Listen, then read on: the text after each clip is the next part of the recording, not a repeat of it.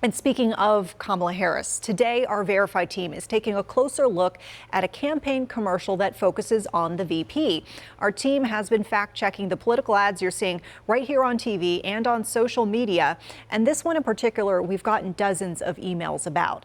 The ad claims Harris supports using taxpayer money to pay for sex changes for inmates. Tonight, our Megan Bragg verifies that claim.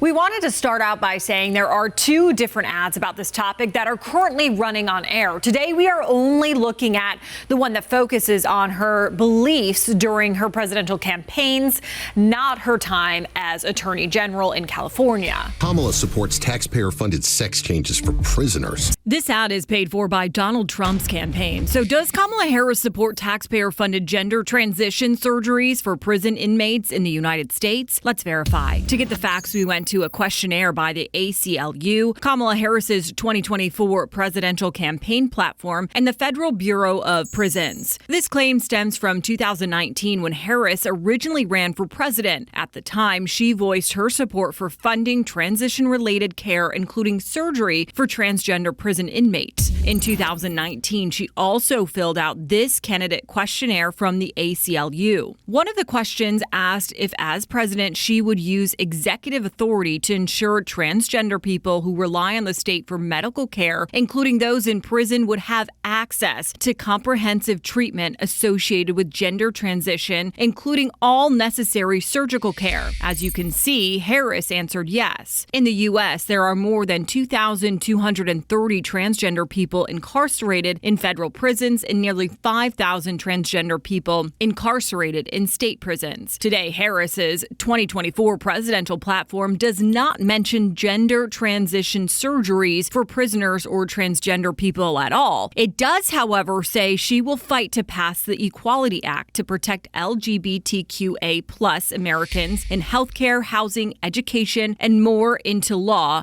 as president. So while it is true that Harris did once support transgender surgery in prisons in 2019 when she ran for president, right now her team says she is not running on this or proposing it. So we are going to give this a needs context. And once again, this is just a look at what she has said and done during her presidential campaigns, not her time as Attorney General in California. We are continuing to look into that, and we'll have that information on our website, WCNC.com. On there, you can also see all the other ads we have fact-checked so far.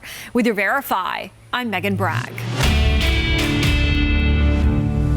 And WCNC Charlotte does want to get you ahead of this election season with all the information you need. If you scan the QR code on your screen or text the word election to 704-329-3600, you'll get our complete election guide. And on there, you'll find a list of things that you need to know, like voter registration deadlines, how to make sure you're registered, and how to find your polling place.